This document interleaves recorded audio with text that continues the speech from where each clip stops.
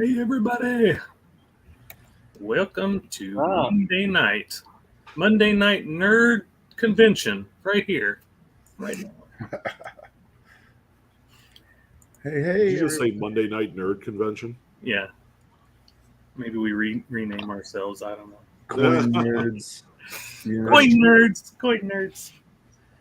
How's everybody doing? We've got a few in the chat already. And yes, Coin Curious. The email came yesterday, I believe. So I'll double check in a little bit. But yeah.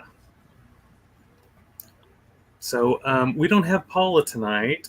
She's going to take one more day off because she's still on vacation. And yeah, so she won't be here. But the rest of us are going to try to entertain you for a little while. Yep. There's Joey K. What's up?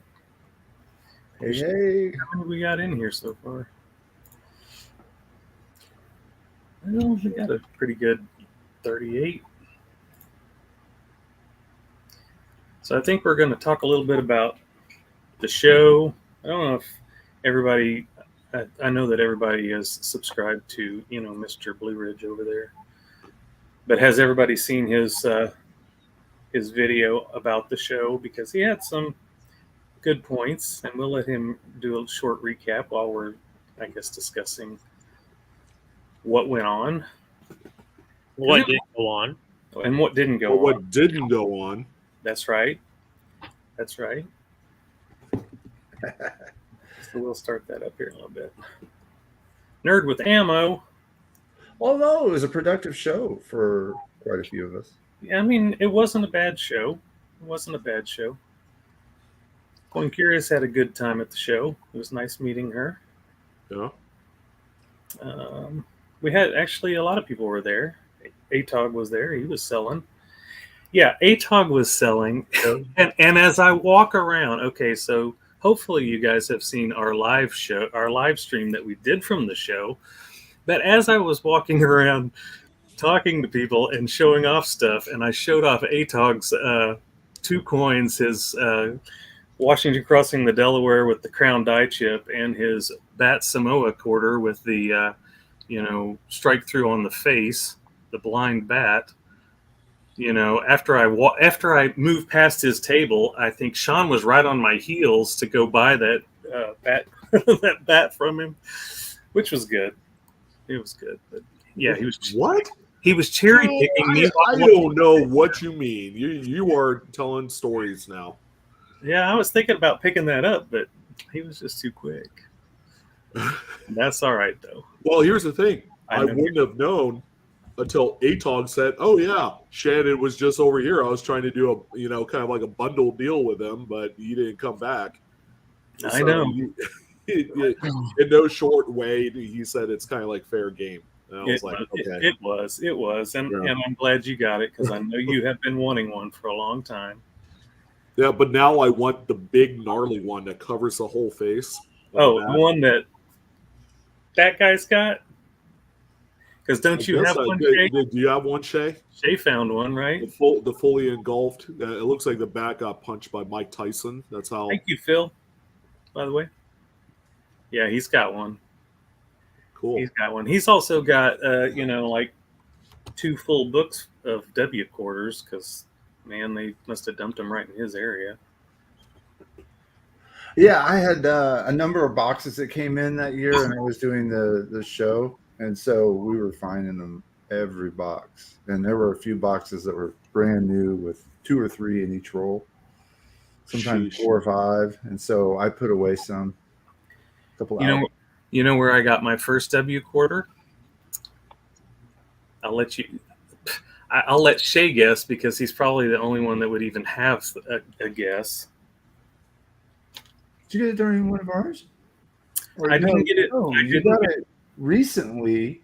No, I didn't get it on your show because I never watched you when you were live streaming. But you got it recently, like in the last 6 months recently. No. I got it a couple of years ago. Oh. But I got it by winning the big show, and you had put one in as a donation at that time.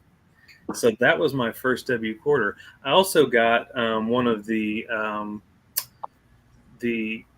not the reverse proof, but the proof W nickel, I think it was, from Sean, because he had donated that set during that time frame. Oh yeah, For that I show. remember that. Yeah, that was me. I got your stuff. And then not only that, but then there was enough donations that night that Paula threw in a really nice shield nickel that she was kind of, debating whether or not to do it, but since she doesn't like nickels that much, she did it. And so I've got her really nice nickel that was my first shield nickel, and also just a very, very nice coin. So I was super happy about all of that. Yeah. So anyway. Well, it's funny that you brought up W quarters. Yeah. Because ATOG actually gave me this graded PCGS Lowell W quarter that we are going to give away. When are we doing an A&A giveaway, Mr. Coins Goals, dude? Is that the end of the month? 2 more weeks? Usually it's the 3rd week. So let's see. Like no, it'll be this the 24th. The 24th, because it's the second to last Monday of the month. Okay. All right. And so we'll do that. We're gonna give this away on that show. Nice. That's awesome. We could give this one away. This is another one we're going to give away. We were thinking about giving. We'll just wait to do everything in one day, Adam. Oh, you think so? Okay, we'll do it then. So that was from Roseanne. Yeah, that was from Roseanne. What was that silver? Yeah, yes, it's a Mardi Gras. 1968 New Orleans Mardi Gras silver. It's like a silver round, but more kind of like a token, designed like a token. Chief Stacker said that he had fun as well at the show, and it was good to meet you as well. Good, sir. And hey, Ida, thanks for coming. And Frank's in the chat. He's filling in for Paula tonight. Who's filling in? Ida. Oh, Ida's filling in for Paul. He's in the chat tonight. Yeah, Ida, is she in bed? Because that's what she said she was going to be. Just saying. Hey, Ida, are you going to the Grapevine show? The Grapevine show's this weekend. I was thinking about going up there. Is that a doubloon, Roseanne? Yeah, we can hype it up like we did. Is that the one in Tyler that I've been hearing about? No, it's north of Fort Worth, near the airport. It's What's pretty up, big. Leverite? Yeah, so it's a silver Mardi Gras doubloon from Bacchus. Ooh. To be more specific. And we are going to hype it up because they're super cool. So there you go. Coin Dragon, come next year. Yes, we definitely would have liked to have seen you. We did have, if you saw by the thumbnail, Mr. Blues Coins was there, Eric. So that was really sweet. Yeah, he's getting back in the hobby a little bit, one step at a time. And this was the first time I got to see all these guys in person. It was so awesome to finally meet them. They're real. Awesome. And Farm Dog said the Tulsa show was awesome. It was cool to meet everyone. It was cool to meet you too, Farm Dog. And it was cool to meet Roseanne. She was there. So that was awesome. For sure. Ida was there. That's always awesome. Because she always makes the show fun. And who else? There were just a bunch of people. We saw, I know Silver Bull. A lot of people watch him now. Silver Bull was there. He was wandering around the casino with Roseanne. Yeah, I mean a lot of the big streamers obviously were there, and I think everybody knows those guys. But I'm just thinking of who outside the box was kind of there. I don't remember. Did you see my dad, Justin Hughes? Who is your dad? Because maybe I can't say whether or not I have. I didn't know you were related. Old Bell, welcome.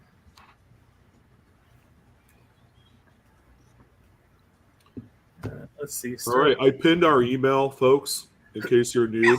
you don't know our email, I pinned it at the top of our chat, so you could always send us your coin questions or paper money questions too. We've been getting a fair amount of that as well. So there you go. That's my contribution to the show. So while we're talking about that, let's just get a little Tulsa conversation out of the way. If anybody has anything they want to talk about, and I'll talk about one of the cool things that I got, because not only do I collect coins, but I collect Pez. So from Keith, Mr. Coin Crew, I bought myself one of these Pez dispensers with the silver Pez in them. Ooh, That's awesome. Because they're pretty cool, and of course I'm not going to take it out, and I'm not going to eat the Pez, but I figured that would go good because of both of my collections. So I'm pretty happy about that one. That's right. The fun show's this week, isn't it? Wow. Busy show circuit. Yeah, didn't we just have Long Beach? Yeah. Long Beach was before our show. Uh-huh. And then Tulsa show. And then fun is this week. And then next 2 weeks is St. Charles. That's a big show for the Midwest. Right. And then A&A Pittsburgh is in August. And then I think there's going to be in that one. You'll be there. I'm going to that. Adam will be there. Yep. Yeah. And There's Adam one in Nashville this year in October, Amanda. Maybe I'm gonna go that one, I think, in Nashville. That'd be pretty awesome. So yeah, the show was pretty fun meeting everybody, and I think all of us, especially actually that guy and that guy, I know got some really good stuff.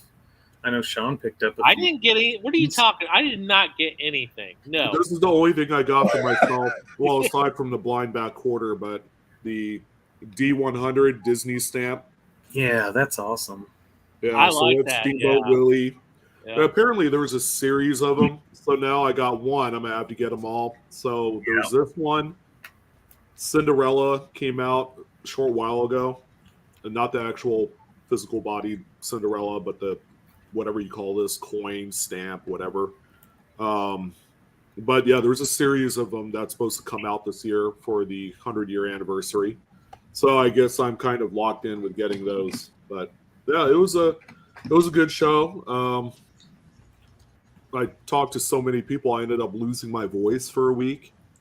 So we got back home, and I was having all sorts of issues. I was like, man, I could barely talk, and for a second, I thought I got my wife's cold because she had a bronchial thing happening too. But overall, it was a great time. I found 7 of these. Yeah, That was sweet right there. Dealer stock, 7 of them. And what is that? Large S Mercury Dime 41S FS 511. All really nice condition too. Very awesome. I'm jealous. I mean, yeah, you got a few things cherry picking. Yeah. I picked up like 11 RPMs Lincoln cents.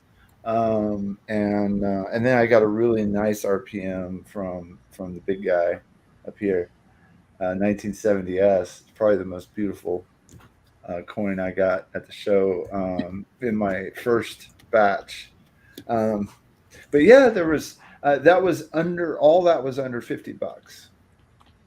That was That's Yeah, awesome. I love cherry picking. I love it. My goodness. Love it. It's like not just, finding the treasure, but finding the treasure for so cheap. Yeah, Right. I mean, I paid $10 each for those Mercury dimes, And that's because they were BU. and they're like $300 to $600 a piece. That's how much those go for. And I got some nice new woodies to put into my woody Yeah, collection. Yeah, And, I found some of these too. and then, of course, the whole Brian Rains thing. If y'all don't know, Brian Rains, if you look up a number, he's had a number of discovery coins. He's very prominent in variety collecting and errors. And I got to meet him. And I actually acquired some really interesting items from him. So maybe we'll talk about that at some future juncture. Nice. Not only did he have the most amazing set of coins at the show, He had amazing stuff. I mean, I was over there for like 30 minutes just looking at everything he wanted to show me. Yeah, And that's not nearly everything, because all the slabs were like 3, 4, 5 deep in every single row. So just on the surface, I think I drooled on his display case twice. I was like rubbing it off. I was like, excuse me, pardon me, sorry. Yeah. Next time I'll wear a bib. It's good to have people like that at your shows, huh? Brian ended up buying one of my coins. He was about ready to buy 2, but Paula got in the way. Am I missing something? Question. What is K. Kaiser's currency question? Oh, I don't think he's put it in there yet. So, all in all, it was a really good show. There were a few things that were not as great as we thought. And I wanted to mention, I believe, there seemed to be a lot more room. Obviously it was a huge venue. It was a lot bigger. And there seemed to be a lot more tables that were empty. But I think part of that was because of it's a bigger venue. But also there was a lot of travel, like airlines and stuff that were canceled, I guess, flights canceled and stuff. Well, that was the week that they were having all the problems, right? With not having enough controllers. Yeah, exactly. So a lot of flights coming into Tulsa were canceled, and I know that a few of the dealers that were supposed to be there couldn't make it. So yeah, part of it. When my wife was on Ida's stream this morning, Mike, the organizer, who's Mid America Coins, he talked about the event, about how there was 10 or 11 dealers that put their $50 deposit in to be there. Yeah. They ended up not showing up. I don't know if that's as a result of the flight situation or just completely dipping out on him or whatever. Right. But yeah, there was probably 10, 11 dealers that didn't show up. It would have filled the room a lot more. I don't know. I just felt like that maybe the venue, because I didn't know all the information, I felt like the venue was too big, and it's not my favorite place. I'll be honest. It's old, antiquated. The parking situation's not ideal. And Tulsa's downtown just seems like it's a ghost town. It's dead. I guess that's kind of like what I've heard about Midwest cities. After the pandemic, they're just kind of quiet these days. Everybody's working from home. Yeah. Shannon's B&B. I'm sorry. Anyway. Oh yeah. So we got a B&B, and it was the area. The house was nice. It wasn't the best area, but it was not. Yeah, it turned out to be really nice. I enjoyed it. I think. It was good. I liked it too. Yeah, so I think it was just a bed to sleep in, and you can't beat the price. Yeah. It was. That's all it is, really. I mean, that's when you travel, you just look for somewhere to sleep. Yeah, exactly. Because outside of that, we were at the show, all day, and then we were out to dinner. We went to the casino, and did all the fun things. I will mention that. A few kind of like the things that I wish happened, but maybe they didn't, or it wasn't executed well. There was a supplier dealer that sold supplies for coins like albums and tattoos and things like that. For a 3-day event, he only came the final day, and I wish he would have been there, at least one other day. And I kind of wish that maybe there was like a grader, like at the very least Annex or someone, because they usually do a lot of shows. They have a lot of reps that set up across the country if they had multiple shows going on, smaller regional shows. I kind of wish that there was a grader in attendance. Yeah, that would have been cool. Yeah. And I think those things, I think it's going to continue to grow, and maybe those things will happen. I had talked to Annex Rep, he's actually in charge of the shows, and I had asked him if they were going to go to Tulsa, and he said they didn't get enough notice, and that's why they weren't able to make it. Right. Yeah. And William's right. It was the holiday weekend, so probably a lot of people were traveling. That's probably the big X factor, because as okay as the show was, like I had mentioned in my video that I did a week ago, I probably would have given it a grade of around like a C+. It was awesome. It was great. Few of the dealers dipped out on the second day, right? Like Brian did not come on the third day.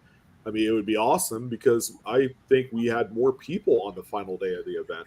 Yeah, there was a lot of people coming. Yeah, but I think the biggest thing, if I had to put my finger on something, would be the fact that it was a few days away from July 4th. And I'm like, yeah, it is what it is. But like Ida had mentioned in chat, that Mike's trying to change the event to the first week of June, which plays in a little bit better situation. It'll come before Long Beach. It's going to be positioned correctly between a couple big shows, so we don't have to worry about, Well, and last year I think it was middle June, if I'm not mistaken. It was a couple of weeks earlier, and the reason I say that is because we have a local coin show that was pretty much the same time as it was last year, and there was a much wider gap. So I think we're a couple of weeks earlier, but I do have something to show everybody because I definitely don't want this to be missed or forgotten. So let's do this real quick, and everybody kind of be quiet.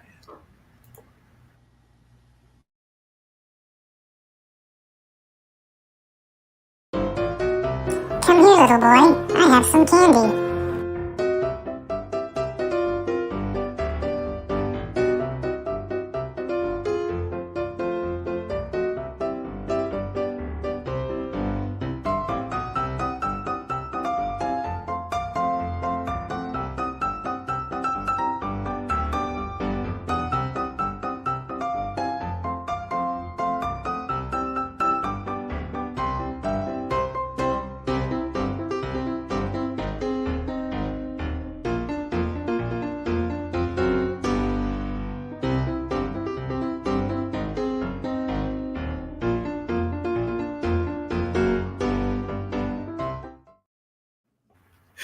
All right, so You're in trouble. That's it for the show. No, Shannon, that's it for you, my man. There was a moment there where Frostbite looked absolutely terrified. He was. Oh my God. Sorry, I'm going to put that on the channel here in just a little bit, or release it so everybody can see that again. But, dude, I could since you're trying to do this new intro for our streams, it would be funny if you put a clip of that in there. Yeah, that would be funny. And Paula. Oh, and then I wouldn't feel the pressure of being the big guy anymore. You could just put her at the very end of the little video intro, and then there you go. It would be a constant reminder of the fact that she was walking around in that silly costume barefoot. I was like, wait, she's not wearing shoes. Yeah, I know. That was the funny part.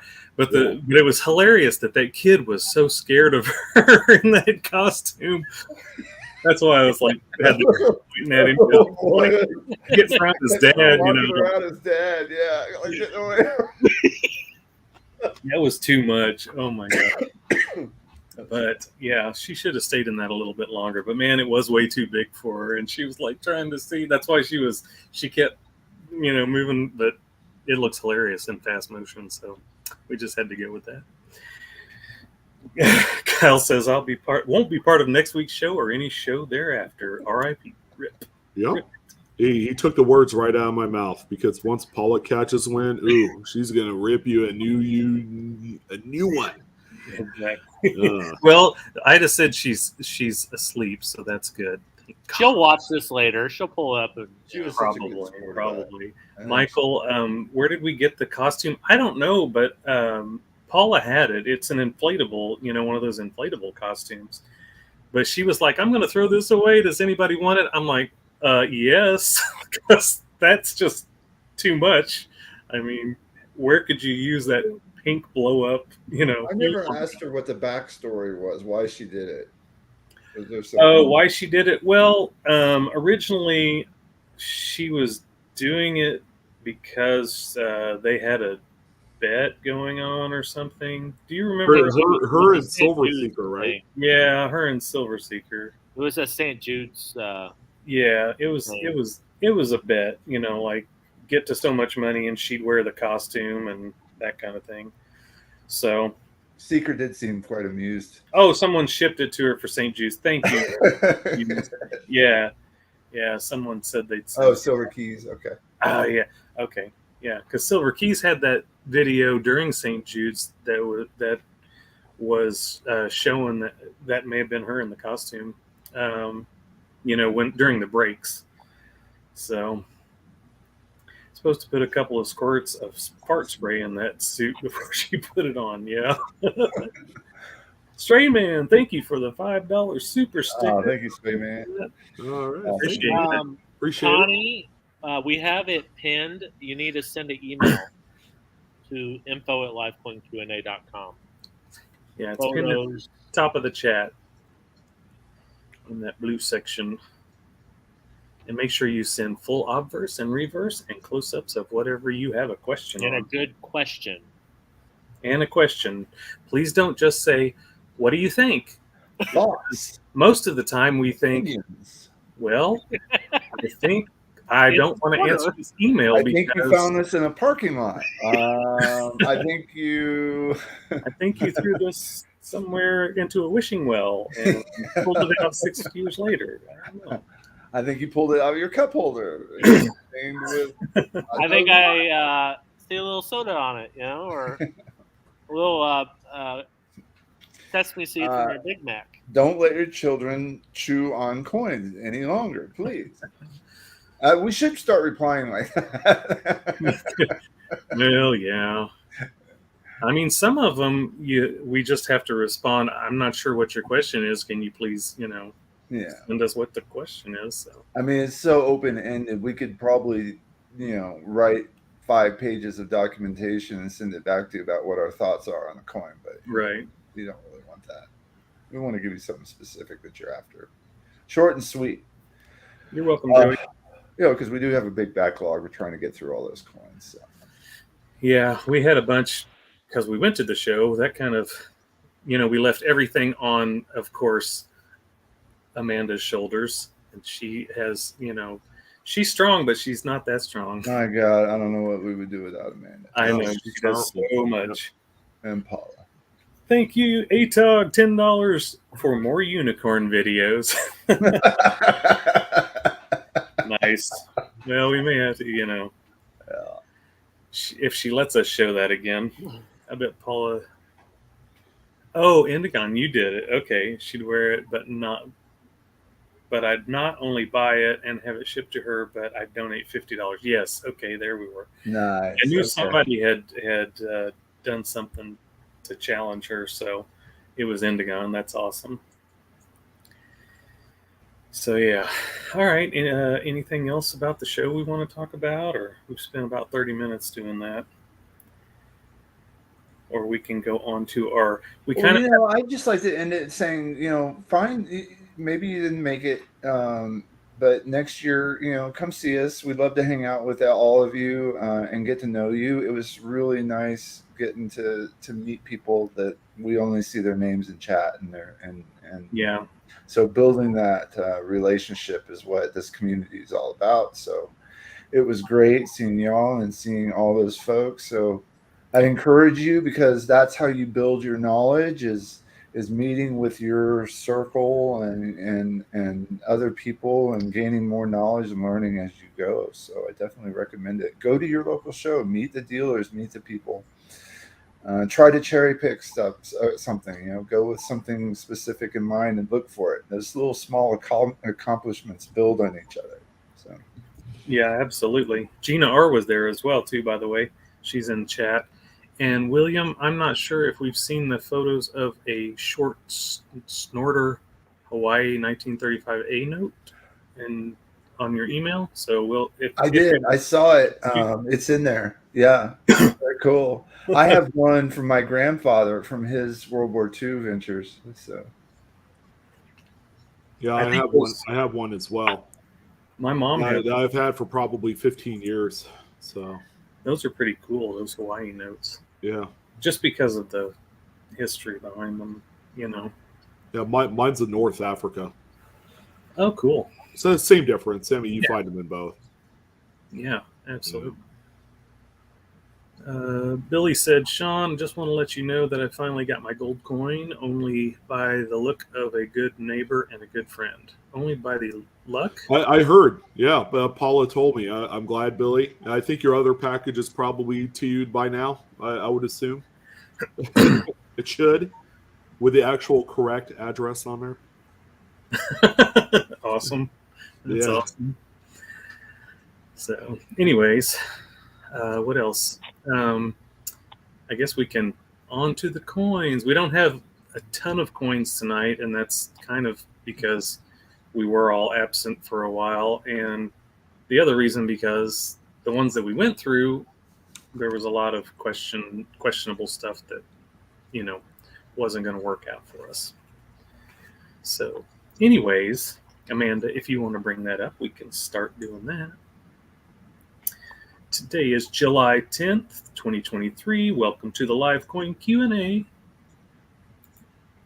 If you haven't joined the ANA, please do. That's our national coin club. Join the ANA. Join, what's the other one we have? Kaneka. Yeah, that's all Apollo stuff. So do we want to start bottom up? Shay? Oh, sure. 1972 Lincoln cent DDO from Willie G. Hi, guys. I found this 1972 DDO memorial cent. Can you help with which one it is? Thank you so much. Oh, am I clicking? I'll click. So there it is. Not a bad looking coin. I think you did this one, Adam, didn't you? Probably. It's been a while. I think I made you do this one. Ooh, there you go. Didn't I say it was 108? I think so. I think so. But you can see some good doubling there. Definitely. There you go. You see all the additive areas to the left of the main device. Is there anyone in chat that doesn't know what we're looking at? If there is, put a 1 in the chat. We'll describe it more. But you can see a lot of extra thickness on the left side of all of those letters. There's Eric. What's up, Blues? Hey, Blues. It was great to meet you. Yeah. We were just talking about Tulsa, so great to meet you there. Very awesome. Do I have one of those? I think so. Now I gotta look. Well, Frank, I bought something from you. What did I buy? I showed it to you, Adam, at the show. What was it? Which one was it? The one, was it the 108? Or was it the No 102? Blue Ridge Silverhand. It was the 102. Blue Ridge Silverhand with the $20 super chat. I see the thickness. How do you know to call it a 108? Jeremy asks. So that's a good question. That was a good question. Yeah, so go ahead. On this example, die markers are hard to see, to be honest. But the best way, I just compare it to the known FS listed examples, so cherry picker listed varieties. And this one is close to number 3, I'm pretty sure, or is it number? It's close to number 3, but this one is Well, aren't 3 and 7 similar? Is it 7 or 8? I think it's 8. Check here. And there's something specific about each one that sets one apart from the other. It's almost inconsequential, and it comes down to probably a die marker of some sort, or just the class of double die. They're probably the same class. I don't know what I'm talking about, but yeah, there you go, Paul. 3 and 8 are similar. So 3, 6, and 8 have the doubling on the left-hand side, and then the others are a little bit different, you know. And so you can look, and when you look through them on Variety Vista or on John Wexler's doubledie.com website, you can look through. And so first you look at the doubling, and you look at where it is, and make sure you have a match. And then once you match that, and you use look at all the devices and all the pictures that each of those authors show on their websites. And then you go and you start pouring through the words that they have for the description, where it says there is here are the pickup points on the obverse and on the reverse, and it says in various die stages that the life of the die over time, different anomalies show up, such as die cracks, chips, dings, whatever on the coin that give it that fingerprint that you can then sort of be very specific about what the identification of your coin is, because that same die was used, of course, to make that doubled die. Right. All right. And it will have a fingerprint.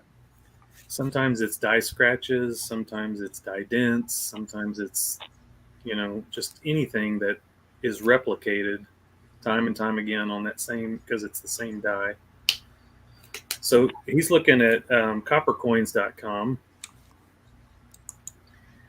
and that's where you can see the pictures, so the three like what Shay was talking about, Variety Vista, Wexler's, doubledie.com, and Copper Coins is great for anything that is penny related or cent related, but not for the other stuff. The other two are good for quarters, nickels, dimes, different things like that.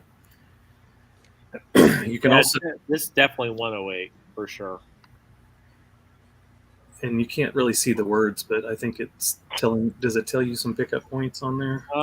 Right here, you got some pickup points. Look on the top of trust. Right. On the T's of trust. Yeah.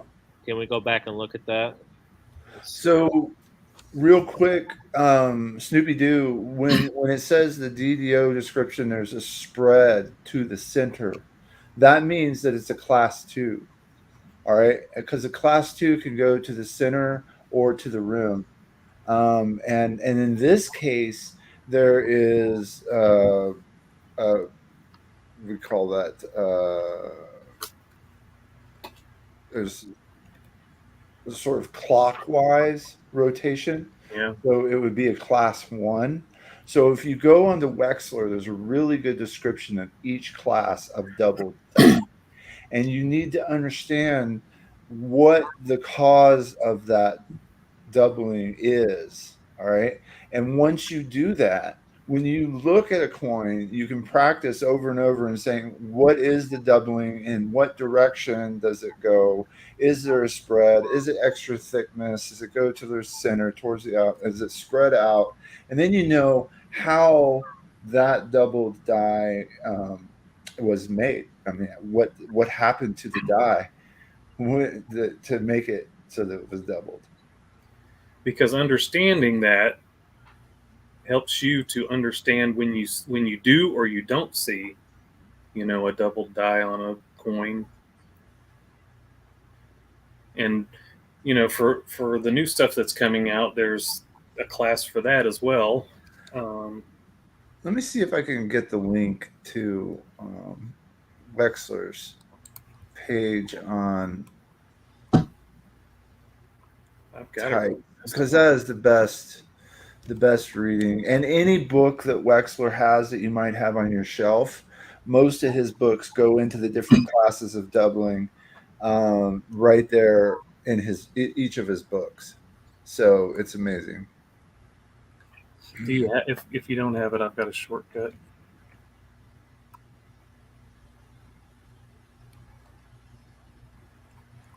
No, yes.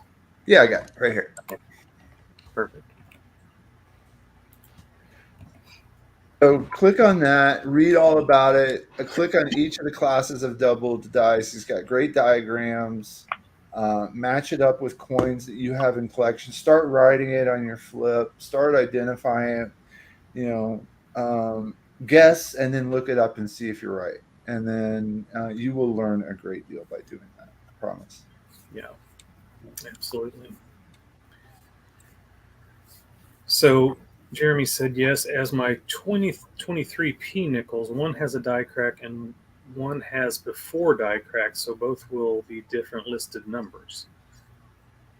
It probably shouldn't be a different listed number if it's the same doubled die, but you have like an earlier progression of that die crack, because the die crack is going to progress as it goes along, and it can get bigger and until they finally replace the die or whatever. But they'll look for things that are there all the time, hopefully, things that, they use die cracks as a pointer for a lot of those, but it shouldn't create two different listings for it. It would be the same listing. It would just be early die state versus medium, Right. mid die state. Yeah, and they show that, right. They show that when they get both of those examples, like on Variety Vista, if you go to Variety Vista, he'll show, the early die state, the later die state, and could be 3 or 4 different die states on those as well. It's the same on copper coins and Wexlers. Let's see, Air Rep also has a write-up on it. Absolutely. Okay. So next is My First Cud from Christopher S. Sean taught me about cuds, and this is my first find. Thanks for all you do. Found in a bankroll in Pennsylvania. Very awesome. So this is a something P. Oh, Kentucky 2001 P Kentucky State Quarter. And that's the obverse. There it is. Reverse.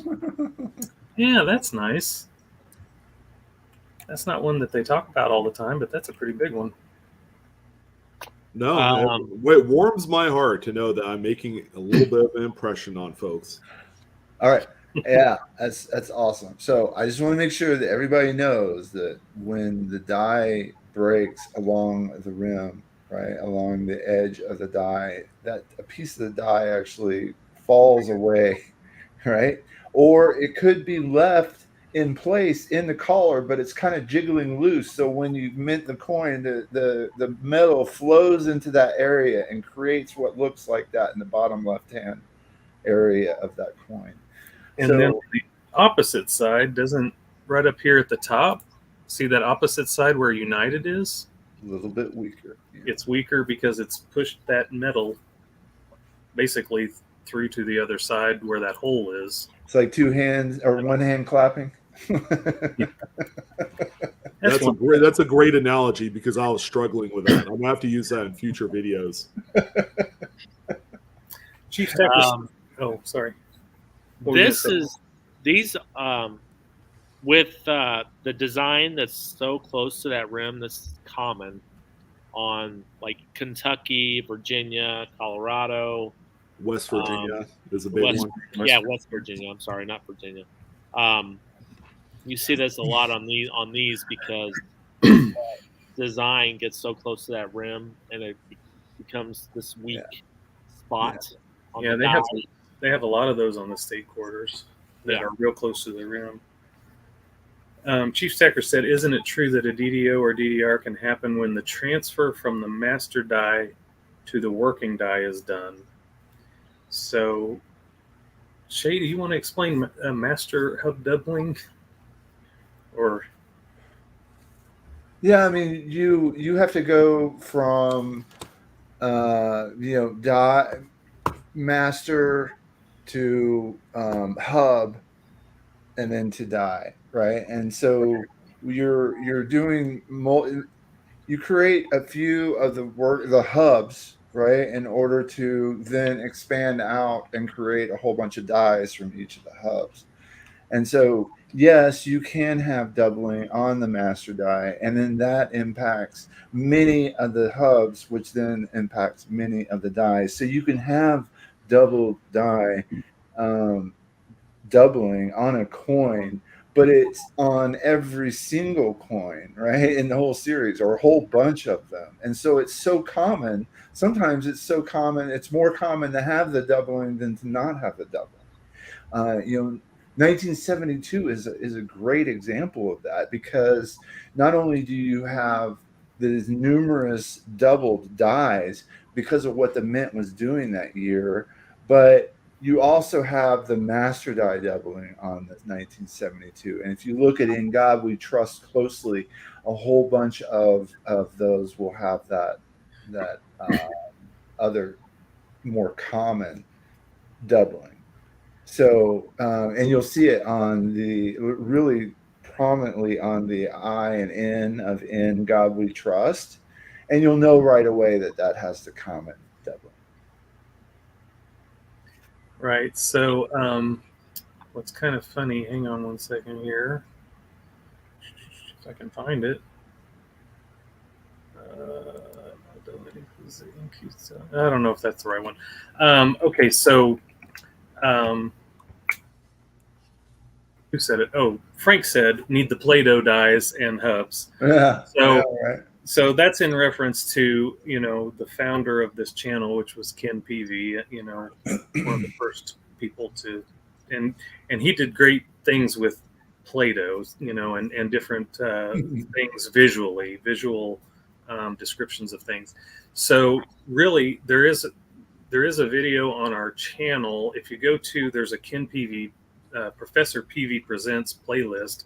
It has 3 videos in it right now. I'm working on another one, but there's one that shows he goes through the exact thing as to, Galvano to master die to master hub Galvano to master hub to working. I don't know, whichever one comes first. Which is it? The Working hub to the working die. Working hub to the working die. Yeah, it gets down there to the. So it does step by step. But anyway, those are some good videos because it's he's demonstrating with Play-Doh, and there's one that he uses cups, red Solo cups, and just it's great stuff. So anyway, if you want to look at that, take a look at that. And Amanda. Die Clash from Anthony W. This 1983 P has what I believe to be a die clash on the reverse.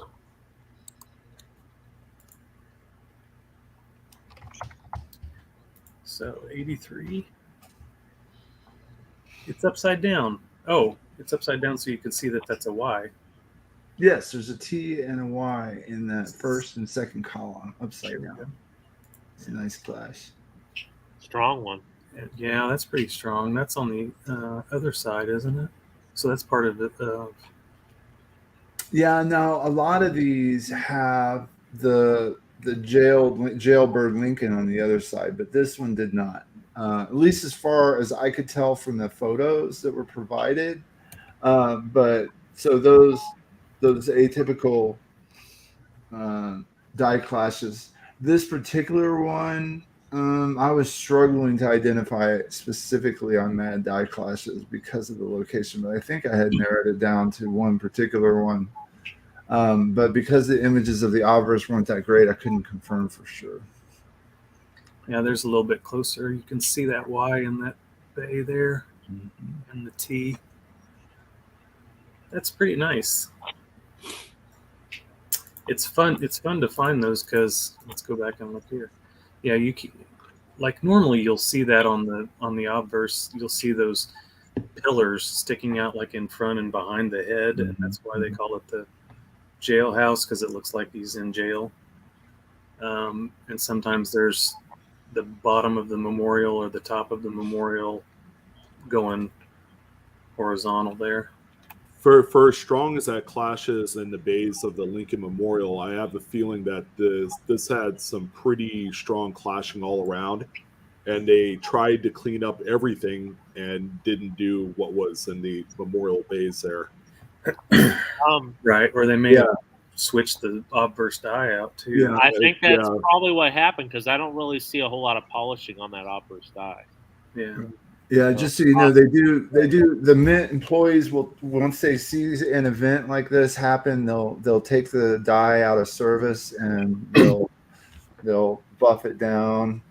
And there's videos out there about. That's why you see all those little kind of like die scratch looking things across the coin in different areas. It looks like somebody's like tried to buff it all out, and that's what they're doing, is clearing the clashes and things, and then trying to put that die back in the service for minting more coins, of course, to make those dies last as long as they can. Because they're cheap. Yeah. I don't know. I'm sure they are, but that's government stuff. Plus, it's government work. It's government stuff. All right. West Point strike through from Aaron I. Sean, I love the show, and I watch as often as I can. I think I got a good one. Just pulled out a bankroll, a 2019 W San Antonio Missions, with what appears to be a major strike through on the reverse. Any chance you can take a look at it and let me know if I found a needle in the haystack? I have over 100 West Point quarters, but nothing like this. Would it be worth grading? So Aaron is in chat. Now he's nervous, he said. It's all right, man. I did mention that this coin is excellent condition. I don't see a whole lot of marks on it. It's very nice condition. Yeah, it's definitely still mint state. And yeah, that's a pretty significant strike through. I can say this. You don't see strike throughs that often on this quarter. You see them on Weir Farm. You see them on the the American Samoa. This is the first time I've seen this one. I've got tons of die breaks and die chip progressions on this coin, just because San Antonio is so close by. But I really went after those progressions as much as I could. But I never had I don't think I have any strike throughs. That's phenomenal. That's Great. And the San Antonio Missions design seems to be a perennial favorite with collectors. I loved it. I've always heard people say, I really loved it. And that's probably why the W Mint version of this quarter here sells for a little bit more than all the other ones for the date. Is because it's just so much more adored because of its design. I like the simplicity and, how it's all laid out. It's awesome.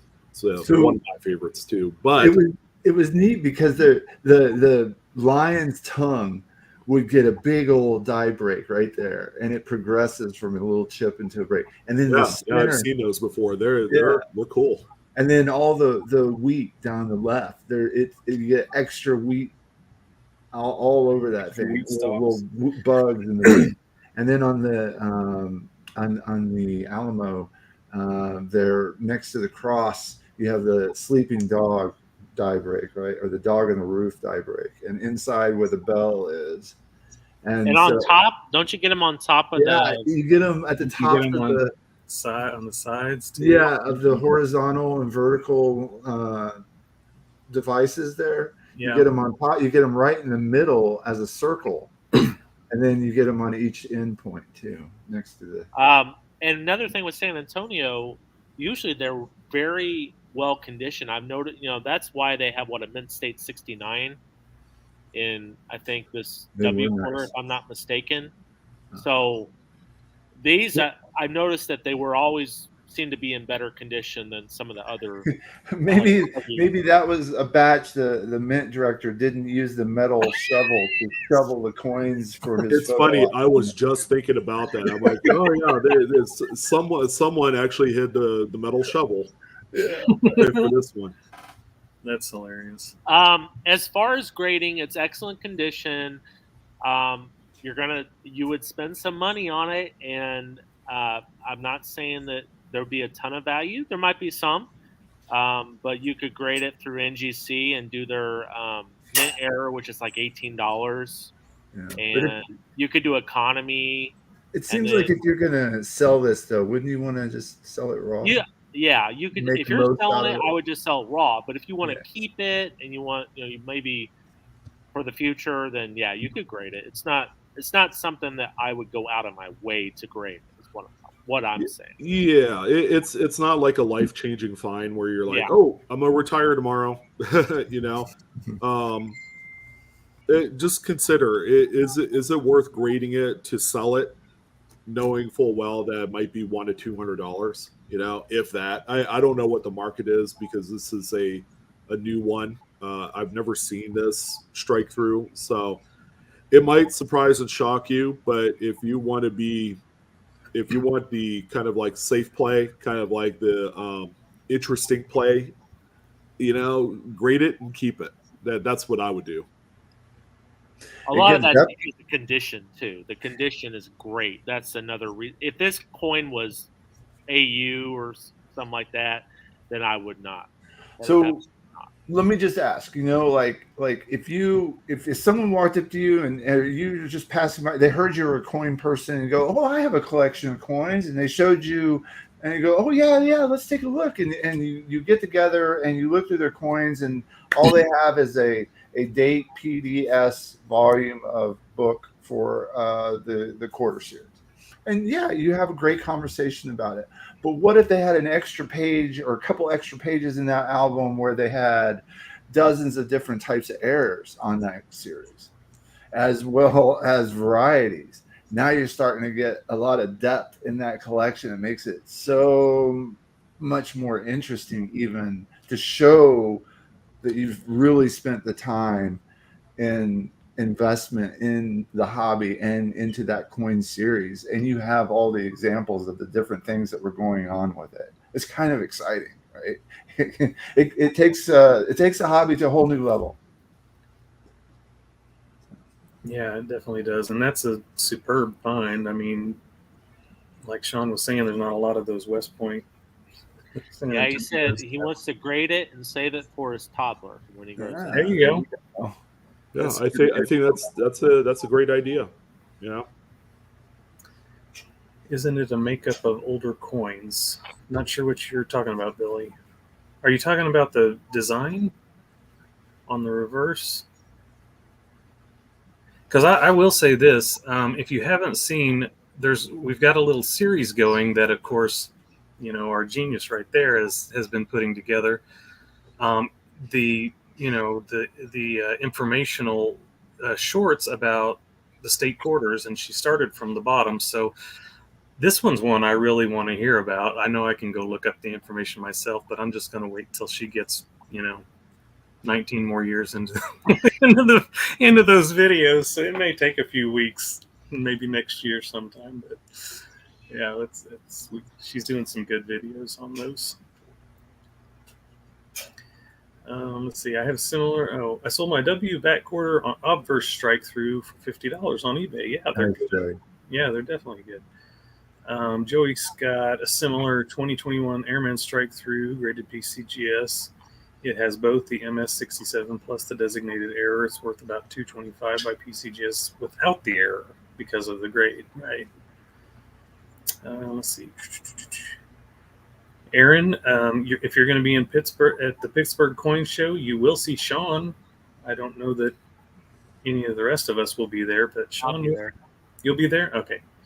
I'm gonna be there one day. I'm gonna be there on that Thursday because I'm participating in an event with Whatnot and NGC. So I don't know. My time might be limited there, but I only plan on going one day. So Schumacher Adam will be there. Adam will be there all week. Well, I'm only going to be there on Thursday and Friday because it's part of my road trip vacation. So I'm going to be jetting out Friday. You don't just drive to Pittsburgh all the time. This guy drives everywhere. Everywhere.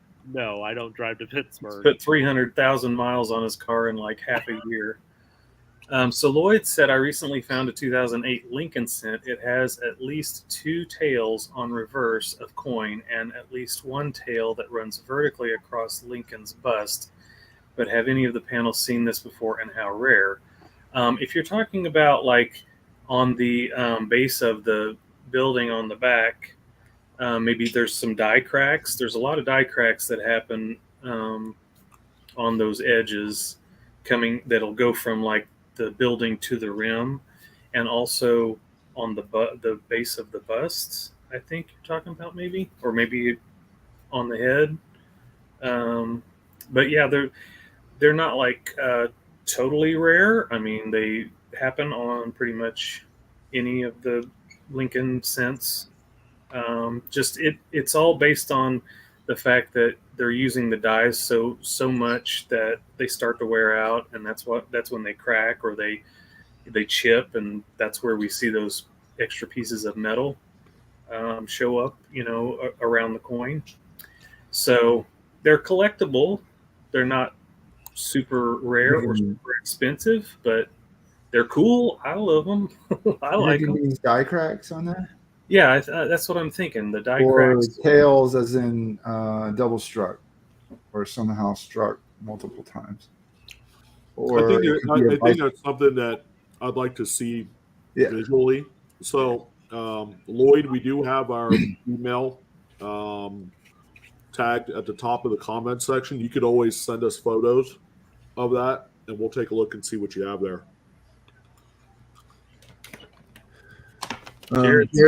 There's a number of different finishes for different coins. There's at least a dozen different finishes, and enhanced finish, proofs, business strikes. You got reverse proofs. You got matte proofs. You got matte finish, satin. It just depends on the coin series and what finishes the mint chose. You can usually find those combinations in the Red Book or the Mint site. And then, of course, in other cases, there can be environmental toning and color change as the coins get into circulation or are stored in certain holders and exposed to certain elements that are, that may not be natural. And so they can change colors. And coins their surfaces can change over time after exposure as well. So there's a lot of different factors at play with that question. Yeah, I will say this too, that there have been a few, because we've kind of talked about it.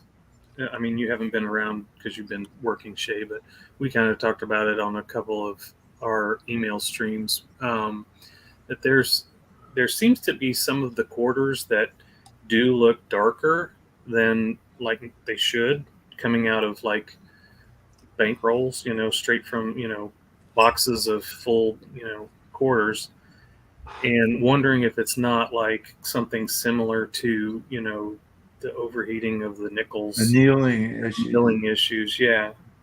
So it could be that. I mean, I don't know, maybe, right? Oh, I believe so. That's another, planchet thing, right? And yes, I have a couple of dozen examples of fresh quarters straight from the mint, right out of those rolls, where the color is sort of a bronzish. Yeah. Okay. And hey, Sam, good to see you. And Billy, aren't there some older Spanish coins that have some of the same designs? That's quite possible, or something similar. I know that dragon-looking thing looks familiar. Let me tell you what the Mint says about that San Antonio missions. It says the design depicts elements of the Spanish colonial real coin to pay tribute to the missions. Within the quadrants are the symbols of the missions. Wheat symbolizes farming. The arches and bells symbolize community. A lion represents Spanish cultural heritage, and a symbol of the San Antonio River represents irrigation methods and life-sustaining resources. So, believe it or not, the Mint is full of great information about the designer of the coin and the reasons for the design, so what it represents. So Amanda, when you get there, just clip this and you've got it. That one. That's awesome. Shay's stepping on Amanda's toes. Yeah. I'm sorry. All right. You guys will forget about it, by the time she gets to that one anyway. That's right. So, anyways, but it's a very cool design, and good on you to notice that, Billy, as well. Yep. To the next one. This one's Adam's, right? No. Is this No, one? that's mine. Sean. Okay. 1941 Lincoln Cent DDO FS103 from Paul S. Hey guys, just wanted to share with you what I found while wrapping up my search through 16 pounds of wheats that I have had for 15 plus years. Found within the last 50 coins a 1941 Lincoln Cent WDDO5 or the FS103 in a cherry picker's guide. Oh, is that a class 7? Is that the class 7? The modified hub on the Trust? No, okay, that's not the one. No, but that's the 1941 has a special place that I look for something very specific on there. It's a very few examples of class 7 doubling. Still a very nice one. But this is this one looks like doubling towards the edge. Oops, that was all the pictures we had, but yeah, you can see that doubling on the left of the numbers there. Let's see. I'm on the side of the ear as well, it looks like, right? 1941. And then by the letters. Crazy that it was in, it's always going to be the last place you look. That's where you're going to find it, right? In the last 50 coins out of 16 pounds. Class 4. Okay. Class 4. Yep. Well, very It's awesome. an impressive one. I think in just the 25 plus years I've been hunting through wheats, I've found maybe 2 of these. And they weren't in particularly nice shape either. This one's on my doubled ear list. Did we get any pictures of the ear? Yeah. Yeah, it's on there. Great looking double. Yeah, nice. It's probably one of the fancier parts. Shay, this 1960 small over large date, that is class 7, correct? I think it's a class 3. Class 3, right? Yeah.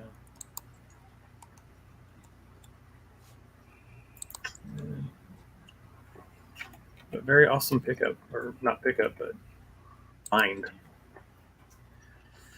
Back to you, Shay. Oh, wait, does anyone have a website for the wheat cents on wrong planchets looking for the dates?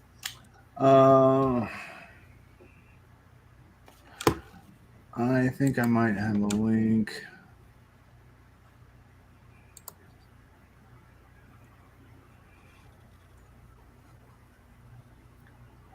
Anyway, there is a site out there that has it. I'll work on getting that after I go ahead and read this. I'll work on taking it. That's fine.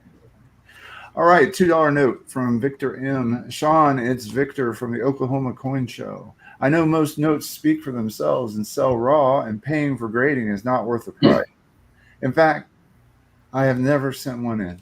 However, I recently purchased this note on eBay for $40, which has a very aesthetically pleasing serial number and appears to have great centering, edges, corners, surface, and coloring. It's pristine. Would this potentially be an exception to the don't grade rule, in your opinion? Thanks again for everything and mentioning my channel a few times. It has really helped. See you in another show. So I answered Victor, and my thought was just to take into consideration the fact that you paid $40 for the note to begin with. And then, Sean, I don't know what the grading fees are on currency, but, add that in and then try to find, a great value or a value on that type of a bill. And then if you're not, if you're not going to make a lot by grading it, don't grade it. Because I think unless the thing grades out like a 68 and higher, that's where it'd be worth it. But you have to feel pretty confident in that grade. Most Most notes I see that come out of a BEP strap, I would say this one qualifies for that. They seem to fall in that 66 to 67 crisp uncirculated range. But that's really cool. It's a binary radar. Yeah. It is very aesthetically pleasing to It's the eye. nice. Yeah. It's a nice note. Yeah, it looks cool. Especially, and I know people don't look at this so much, but like I have a dollar bill that I saved for my daughter because her lucky number is 4, and I just call it her $4 note, basically, because it's got a lot of 4s in the serial number, but it also has like 4s where those 12s are. What is that part of? I don't remember what that's called. That is the number that corresponds to the district. So Okay, yeah. on this note, L district is San Francisco. It's the 12th district out of the whole group. There's 12 districts altogether for Fed Reserve banks. Perfect. Thank you. So hers has got 4s in the serial and 4s, in those positions. And when you look at this one, I think it becomes more aesthetically pleasing that there are 2s in the serial on a $2 bill, and there's 2s in the, in those 12s. There's 2s all over this thing. I just think it looks cool because, adds coolness to it. Just based on that, there's a lot of coincidental type of patterning on this that this is cool. Snoopy Doo said, and 12th letter in the alphabet for L. So that, it makes sense. Cool. Yeah. Thank you. So it's definitely in great condition. So you think maybe go ahead and grade this? Grading with shipping, it's gonna end up costing him if he's just sending the one note. And this is what really tears me apart. If you're sending just one of something, that's where it's like the most expensive and irrational. Like, it's like, why would you just send out one note? Because you're going to end up paying in total $45 with grading, shipping, and then you have to pay for the return shipping of the note. So that's why, and Adam will agree with me, that when you do grading submissions with a sword, you send a quantity of stuff rather than just one note, because you're not going to see the return on it if you are going to resell it. Now, if it came back as 68 or higher, he's going to do really well. That's going to be a note probably that he could sell for 150 and higher, and that he'll realize more of the profit value off of doing grading. But if it comes back anything less than that, it may be all for naught. So, and that's only because he wants to send one note out. It might be different. He might have more. I don't know. Right. Yeah. Well, it's all to take into consideration, and sometimes it is a gamble, and sometimes we win, sometimes we lose, right? Well, I've seen a fair share of notes that grade really high, like BEP, Pack Fresh, fancy serial number notes that have sold for enough money to consider that it was graded. Right. So, right. You're saying not graded, they still sell high enough that, you're making, it's like, how do you want to make your profit? If you could sell it for $100 just raw, for example, but you pay for the grading, and now you've spent $90, let's say, on the note, and you sell it for $150.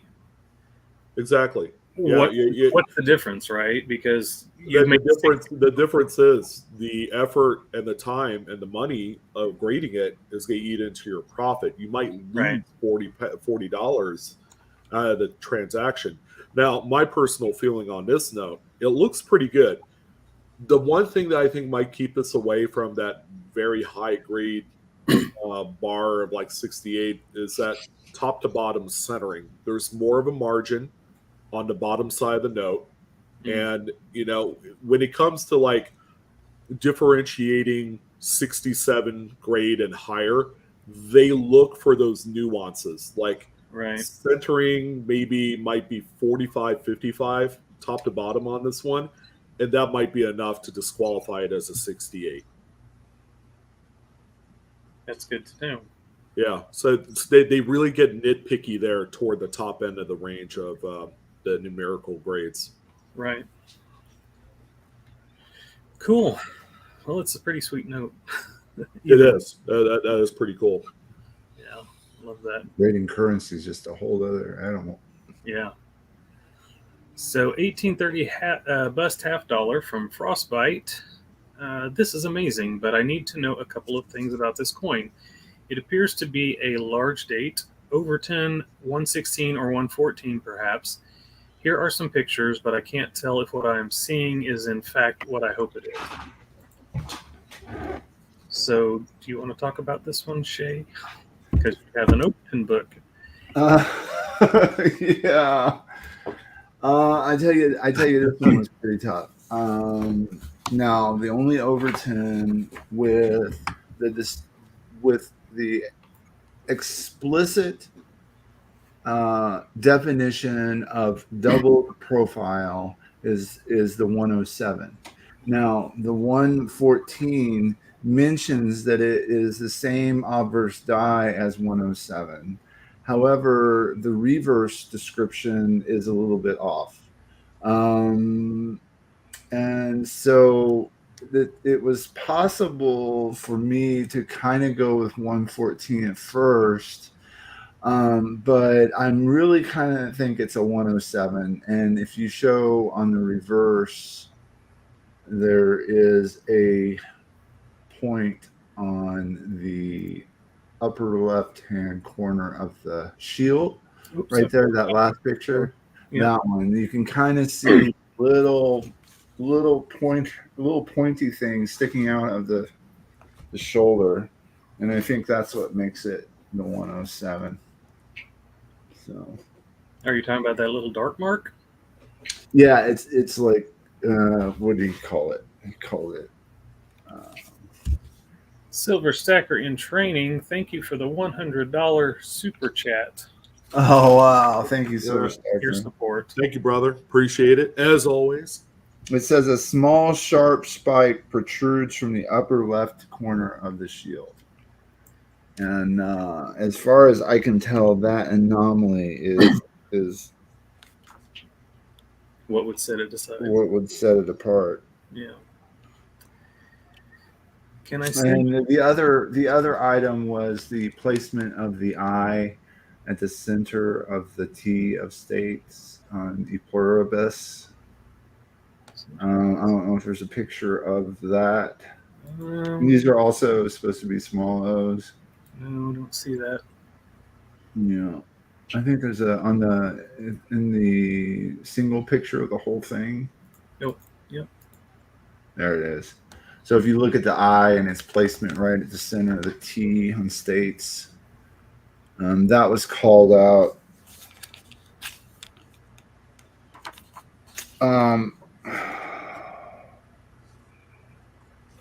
114 had a description of and showed how the D in United and States, the spacing between those. And looking at 114, the spacing should be much closer.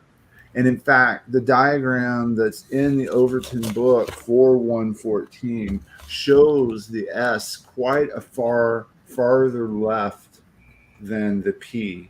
And the D, and so the D and the S are even closer on 114. And so I felt like that kind of ruled out being 114.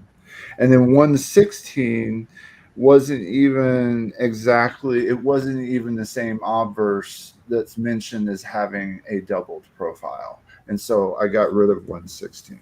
And I did look at some of the others, and none of them mentioned having the obverse die 4, which was the one that had the doubled profile.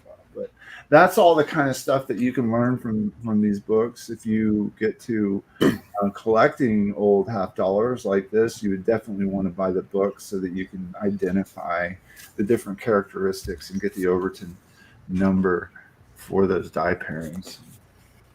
Very informative. Awesome. Great information. But that's pretty cool. That doubling on the Yeah. Oh, and that's it.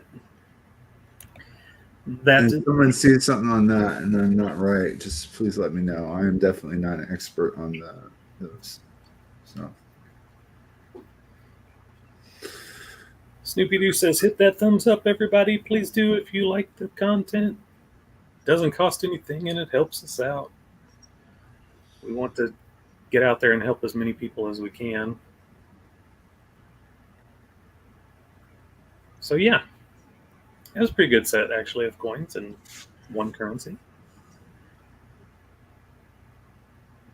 it was a nice set. I'm sure there's more in there. We just haven't gotten to them yet. Yeah. Yeah, well, there is more. I was at work on some because I've been told that I need to work on some emails. Oh, I'm going to be doing that here this week. We're going to get that thing back down to under 10.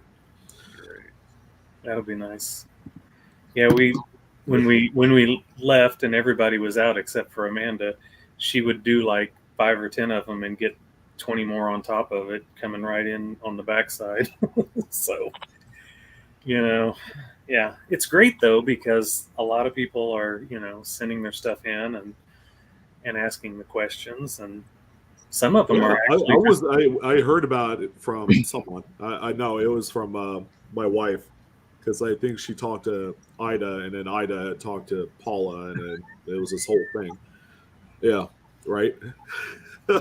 Silver Stacker in training. wow, Silver Stacker training. Oh, yeah. Wow, thank you, sir. I also want to point out, because not everybody looks at all of the details of our videos. Not everybody, I should say, on our team.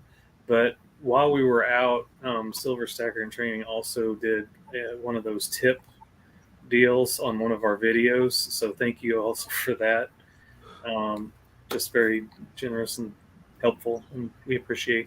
And thanks for coming to my whatnot auction. I appreciate that too. Yeah. Oh, he got some good stuff. He did for pretty cheap. He's waiting for you to carry more high-end stuff. Well, yeah. Yeah, I saw his video the other day. I'm like, my jaw dropped at just some of the stuff that he gets. He doesn't mess around. He's a collector's collector. Yeah. Whatever that means. He has a lot of cool stuff. I was a little jealous. I'll be honest. Well, and if you've seen his constitutional silver, his junk silver, you kind of want to just go through it all just to see what he might have, because I don't think he's looked through all of that. Yeah, I am just now beginning my binge watch charade on this stuff, so I'm sure I'll see a lot more. Just and such a wacky, down to earth, kind gentleman. Yeah, it was such a great. It's so great to get to meet him in person. Yeah, you got to meet him, Shay. That was awesome. That's fantastic. Someday the rest of us will as well, and meet a lot of other people that we have in here. So it's always fun. That was a great time. Yeah. Meeting a lot of new people and getting to see you guys that in person that we've never seen before. Good to know that Sean's. We realize Shay is like taller than all of us. I was going to say. Oh no! I was going to say, no, man. I thought you were Adam. I thought you were a little bit tall too. Sean, I mean, he's not. I was just happy that Sean was about. And that's why we need to get the big guy thing off of there. I'm probably as wide as I am tall, So yeah, it's all these things about me being like the Jolly Green Giant, 7'8", hammer in Hank type of personality. No, I'm more kind of like Joe Pesci-esque type of. No, you're not Joe Pesci-esque.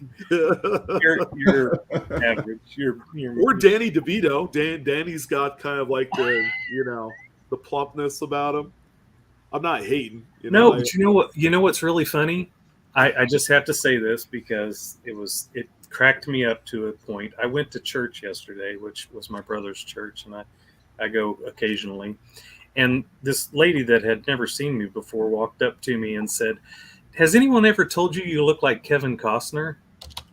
And I said, "Are you talking about like the real old Kevin Costner? Because I don't know, I don't see it at all." And isn't he going through a nasty divorce right now? Like you want to be associated with that? Probably. So, I don't want to. Yeah.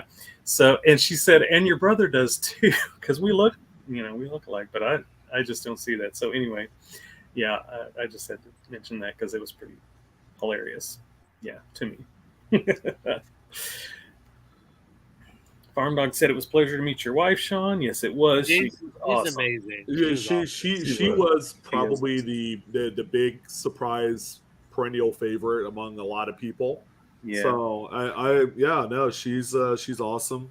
I married her for a reason, and it was for these instances. She just gets along with everybody, and she's so kind and accommodating to everyone. So, Oh yeah, for sure. And she's smart, and she better start getting her hot sauce when she orders it. True. You don't want to get on her bad side either. I have that feeling. I kind of got that feeling. Well, I think she's 10 years ago that might have been the case, Shannon. These days, we're just mellow. And by the way, she has a really cool shirt that her and Ida had conceptualized and designed, and I think we ought to market it to the masses because it's going to be awesome. And we'll keep that under wraps as a big surprise reveal one day. Right? So, yeah, it's exciting.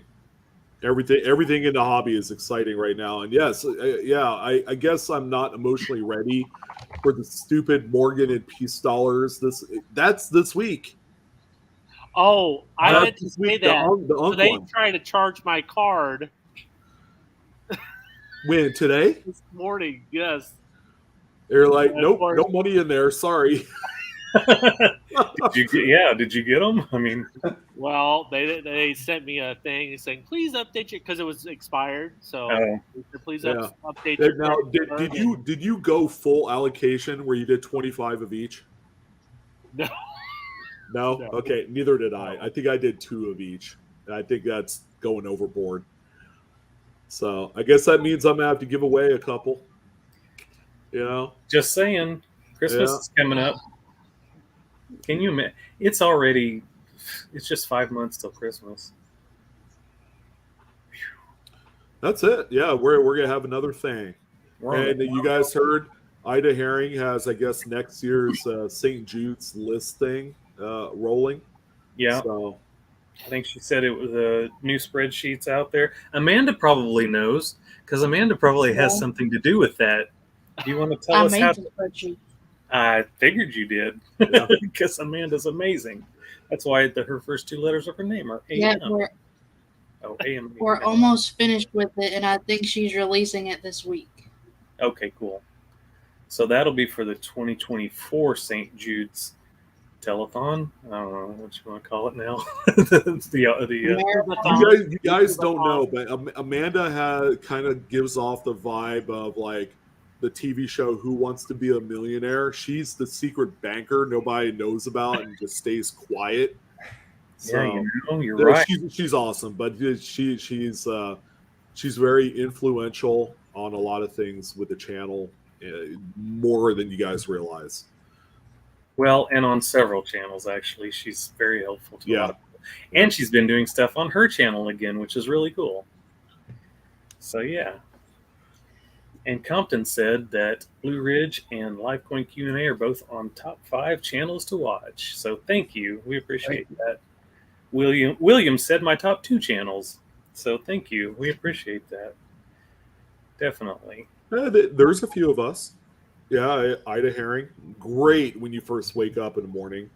Hey, Shannon, who's the guy that does the Coinsomnia? If you can't sleep at night, pause spare time. Yeah, he does Coinsomniacs usually once a week, and that's usually later in the evening. I think about 9 o'clock Central Time. So, a little bit later, and he'll go for an hour or 2. But yeah, there's a lot of good channels out there.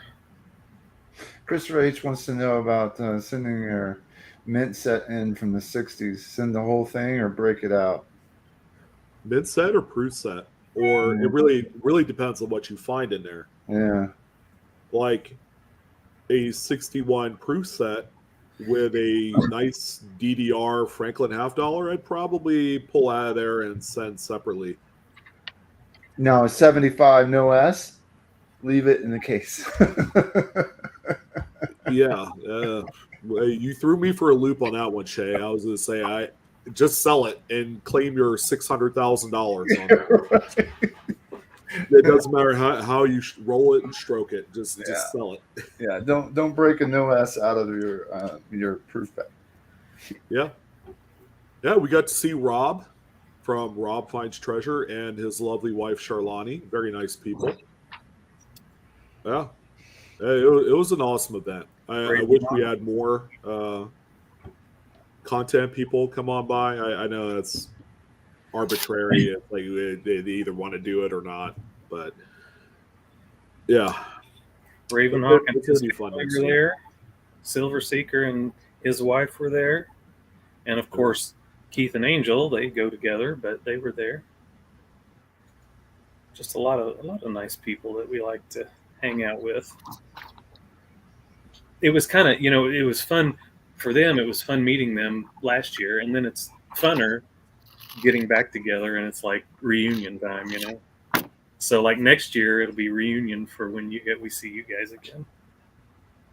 Actually, we should probably go to more shows together because we need to do one massive show, one big show. Yeah, one big show. But the problem is they only allow so many people at the table. Well, couldn't you rotate? Or are you talking about selling stuff? Because I don't have to sell anything. Yeah, we could rotate. We could have 2 or 3 people at the table, 2 or 3 cherry I'll picking. be cherry picking for 8 hours. Go back, another 2 or 3 people at the table, the same 2 people cherry picking. Usually that's Adam and Shannon, and maybe Shay. And Shay did a good job. And then me and Paula would be like, trying to get a hold of these guys. So, with the beeper. Read your pager, guys. Do you want this coin sold or not? Well, yeah, right. Yeah, that's why I didn't have. That's one reason why I didn't have anything at this show for sale. Is that I knew I'd have to stick around at the table, and I wanted to cherry pick. Yeah, well, that's the big reason, Shay. I barely brought anything. I'm like, I just literally grabbed a handful of stuff out of my closet. I'm like, this is what I'm bringing. And my wife looked at me and she's like, are you kidding? I'm like, yeah, I'm going to be cherry picking and I'm going to be talking to a lot of people. This is going to be the first time that my actual audience members have actually seen me in person. Right. So I didn't want to hang around and, wheel and deal. I did make a few deals, but all the money ended up either going to my wife or it went to Paula. I didn't see any of that, but it was a lot of fun. Maybe next time I'll actually get to cherry pick some 41S large S Mercs. Maybe from another table. And Christopher H, go ahead and send us an email. Send us an image front and back of the coin. Send us your question. We'd be happy to take a look at it and discuss it further in the email. So, definitely don't want you feeling blown off. Snoopy Doo wants us to come to Vegas, and he'll make sure we get a table because he's usually there showing off his big collection, as you know. Usually the ones we're gonna be in Vegas in October. Not for anything specific. My wife has a concert she's going to. But, yeah, I can only do Vegas once a year. That's all I can tolerate from that place. I did a lot of Vegas when I was in my 20s. So. Did you guys see that new sphere that they built? Yeah. It's insane. That thing's huge. Yeah, it's a theatrical work of art. Yes. What is it? It's MSC sphere, I think is what they call it. But anyway, it's like all LED lights, and it's got it looks like an eyeball. And then I'll have to check it out. It's really cool. Definitely. Cool. All right. Anybody else got anything? Because if not, no. I have to see a man about a horse. Yeah, well, Wait. let's go ahead and shut her down for the evening, so that way we can give these fine people their evening back. Okay, well, should we do this real quick?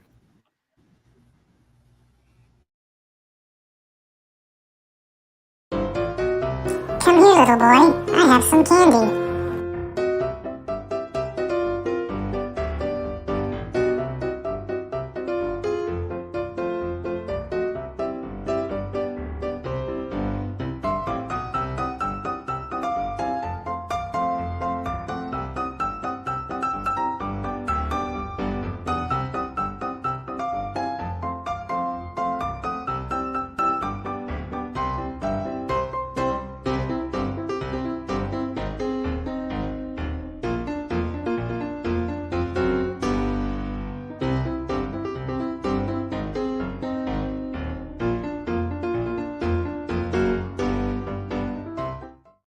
I don't know. When she gets down to the end of that table, it just cracks me up. And then she goes like this, because I said to her, I was like, Paula, are your arms like stretched out? And she goes like that because the sleeves are even way too long. So anyway, she'll kill me. Shannon, So do you hear that? She's knocking on your door right now. she'll be up here in no time. All right. Anyway, thank you all for coming. We appreciate it. Hugs and kisses. Join us next week. Join us next week. We will be here next week. Same bat time, same bat channel. Come and knock on our door. We'll be waiting for you. Great. Now we're getting a copyright strike. Right? That was a plan all along. All right. We'll see you guys.